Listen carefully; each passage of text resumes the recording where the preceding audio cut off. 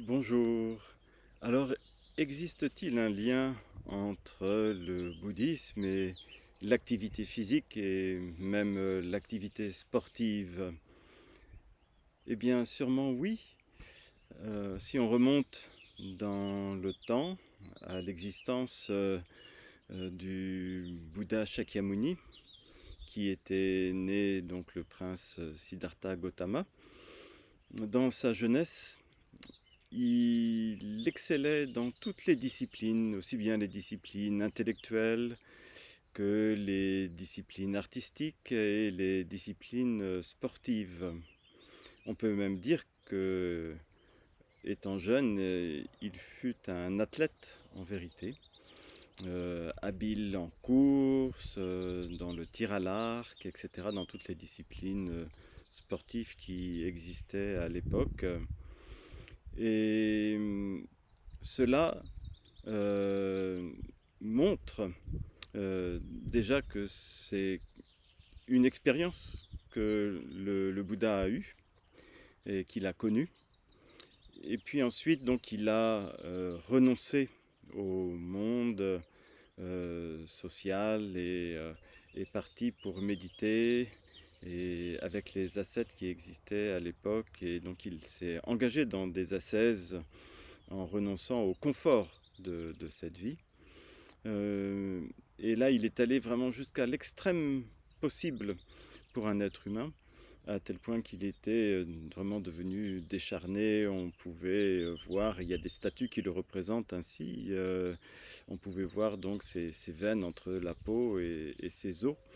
Euh, et il a compris que ces ascèses extrêmes, finalement, ne lui permettraient pas de remédier à la souffrance et à l'origine de la souffrance, et que même au contraire, ces ascèses l'enfonçaient encore plus dans une forme de souffrance, ne serait-ce qu'au niveau physique. Et il a donc ensuite renoncé à ces pratiques ascétiques extrêmes pour entrer dans ce qu'on appelle la voie du milieu, et donc avec une attitude raisonnée vis-à-vis du corps, vis-à-vis de l'esprit, une forme d'équilibre. Et le bien-être du corps lui a semblé vraiment important pour suivre un chemin spirituel. Et depuis, dans la tradition bouddhique, on suit cet équilibre au niveau du corps et de l'esprit. Il faut vraiment les deux aspects. On parle même de trois aspects, puisqu'il y a l'aspect aussi relation, euh, et le fait d'être en relation avec les autres, et sur le plan extérieur et sur le plan intérieur, d'établir la relation entre le corps et l'esprit. Et qu'est-ce qui établit la relation entre le corps et l'esprit? C'est la respiration. Donc c'est pourquoi dans les pratiques méditatives bouddhiques, on utilise beaucoup la respiration. Et dans les pratiques du bouddhisme, il y a aussi bien sûr des pratiques physiques assez importantes qui sont toujours présentes. Le corps est toujours allié, hein, dans les pratiques spirituelles bouddhiques, ne serait-ce que pour la méditation. Il y a une posture de méditation euh, qui est donc une posture physique. Et quand on entre aussi dans un temple, par exemple, on va faire des prosternations en joignant les mains dans le mudra du bouton de lotus et en les posant soit au sommet de la tête, soit au niveau du front, pour symboliser qu'on rend hommage au Bouddha et à notre propre nature éveillée par le corps, puis au niveau de la gorge pour rendre hommage par la parole, puis au niveau du cœur pour rendre hommage par le cœur et l'esprit. Et on rend d'abord hommage par le corps. Donc c'est très important, le corps est important. Nous, euh, nous sommes aussi ce corps, en quelque sorte.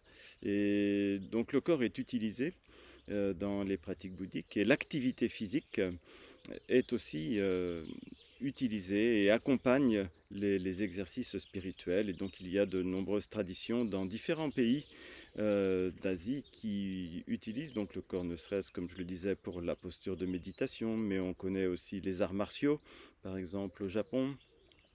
En Chine, le monastère de Shaolin est très connu pour ses moines qui pratiquent le kung-fu. Et de nos jours, il y a des nonnes aussi au Népal, par exemple, hein. Pour donner cet exemple que je connais personnellement bien, le Mondruk Amitabha, avec ses nonnes qui pratiquent le kung-fu, d'abord dans un objectif de self-défense, d'autodéfense. Et ce que l'on peut dire, c'est que dans le bouddhisme, en fait, les activités physiques et même sportives vont toujours accompagner la pratique spirituelle et donc sont toujours faites avec une motivation qui est la motivation spirituelle, de l'éveil spirituel, mais aussi la motivation altruiste, de pouvoir venir en aide aux autres ou d'éviter aux autres de nuire à quelqu'un, que ce soit à soi-même, que ce soit à d'autres personnes. Donc dans ce sens-là, l'activité physique vraiment a toute sa place et a toute sa raison d'être pour accompagner la voie spirituelle. Et la voie spirituelle dans le bouddhisme commence par la maîtrise du mental. Et c'est très important. Et on le voit bien dans le sport, les athlètes euh, doivent être aussi entraînés ou doivent s'entraîner eux-mêmes au niveau mental pour être dans les meilleures conditions possibles. Ils ont souvent des coachs qui les aident à développer l'attitude mentale qui va leur permettre de développer toutes leurs capacités physiques. Et cela me fait penser à un maître du bouddhisme de tradition tibétaine qui s'appelait Drupa Kunle et qui un jour posait une question à un autre méditant, à un autre yogi en lui demandant qui est celui qui court le plus vite dans une course? Et l'autre yogi lui répond, c'est celui qui n'est pas retenu par ses pensées. Donc ça montre bien que le mental, dans l'implication du corps, dans l'activité physique, l'activité sportive, est très important. Et c'est vraiment très important.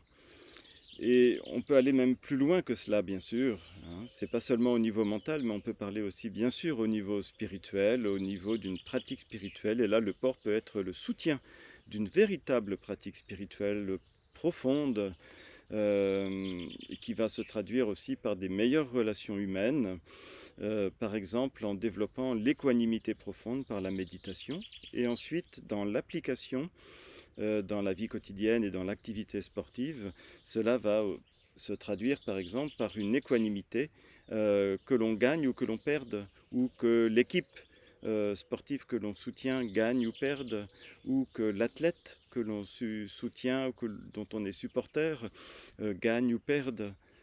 Avec cette équanimité, alors il n'y a pas ni excitation excessive, ni déprime ou dépression excessive par rapport à quelqu'un qui gagne ou par rapport à quelqu'un qui perd, ou si soi-même on gagne, soi-même on perd, si on est soi-même sportif et athlète. Et là, on devient à ce moment-là le plus grand des vainqueurs, même si on perd dans les fêtes au niveau sportif, mais au niveau de notre cœur, au niveau de notre esprit, alors on est vainqueur, on est victorieux, parce que, quelles que soient les circonstances, qu'on ait gagné ou qu'on ait perdu, on maintient cette équanimité qui nous fait considérer le sport comme un jeu. Il n'y a pas d'autres enjeux que cela dans le sport en vérité. Et si on peut donner, apporter du plaisir aux autres par le sport, c'est quelque chose de formidable. Et dans le bouddhisme, sur le plan spirituel, on insiste aussi sur le fait qu'il est très bénéfique de se réjouir de la victoire des autres, de ne pas jalouser la victoire des autres. C'est quelque chose, voilà, qu'on ne travaille pas assez dans notre société humaine et qui demande une pratique spirituelle intérieure pour parvenir à se réjouir de tout son cœur, du bonheur des autres, de la victoire des autres, du plaisir à gagner des autres. Et si nous perdons, si ceux que nous soutenons perdent, eh bien, ce n'est pas si grave.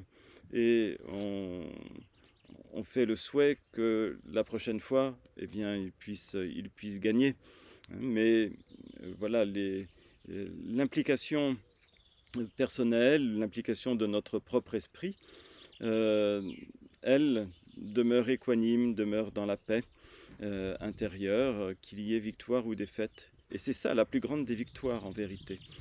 Donc peut-être quand on pratique une activité sportive, on peut en profiter pour que cette activité sportive devienne le support d'une vraie pratique spirituelle, d'une vraie pratique de l'esprit, une pratique profonde de l'esprit, de manière justement à ne pas tomber soit dans la dépression, soit dans l'excitation. On sait très bien que la dépression peut entraîner par exemple une perte d'envie de manger ou de boire, une perte de goût même pour la vie. Et puis l'excitation, elle, peut entraîner une forme d'agressivité, que ce soit en parole, que ce soit au niveau physique. Donc ce n'est jamais très bon. Et c'est pourquoi si chacun qui aime le sport, qui pratique le sport, qui soutient des sportifs, pouvait ainsi développer cette équanimité dans son cœur, dans son esprit, cette équanimité qui fait que qu'il y ait victoire ou défaite, ma foi, on demeure dans l'équanimité et quel que soit le gagnant, on se réjouit pour le gagnant, quel que soit le perdant, on se réjouit pour le perdant, eh bien on a vraiment gagné intérieurement. Et alors on ne considère plus le camp adverse, par exemple, comme un ennemi, et on ne considère plus non plus le camp pour lequel on a développé de l'affection comme des amis absolus. Voilà, il n'y a pas d'amis absolus, d'ennemis absolus. Cela dépend toujours des circonstances et c'est très relatif. Et avec l'équanimité, il n'y a plus de considération d'amis ou d'ennemis, ce sont tous des êtres humains, nos frères humains, nos sœurs humaines, et on considère tout le monde avec la même attention, la même bienveillance, et c'est ça qui est vraiment important. À ce moment-là, on peut vraiment apprécier tout le monde, apprécier le camp adverse, apprécier notre camp, apprécier les vainqueurs, apprécier ceux qui ont perdu, même si ceux qui ont perdu c'est notre camp. On les apprécie quand même, parce qu'on les apprécie au-delà de la compétition sportive elle-même, hein, mais on les apprécie vraiment d'abord en tant qu'être humain. Et c'est ça qu'on devrait toujours garder dans son cœur. Voilà peut-être ce que je peux vous dire aujourd'hui, voilà, en tant que coprésident de l'Union bouddhiste de France, pour vous encourager, voilà, à développer, voilà, une forme de plaisir dans le sport et dans l'activité physique, mais en plus, voilà, de toujours maintenir une pratique spirituelle intérieure dans ce cadre-là. C'est vraiment important que la pratique sportive devienne aussi un moyen habile pour notre pratique spirituelle, pour notre pratique intérieure. La voie du Bouddha, c'est la voie de l'intériorité, et c'est ça qui compte.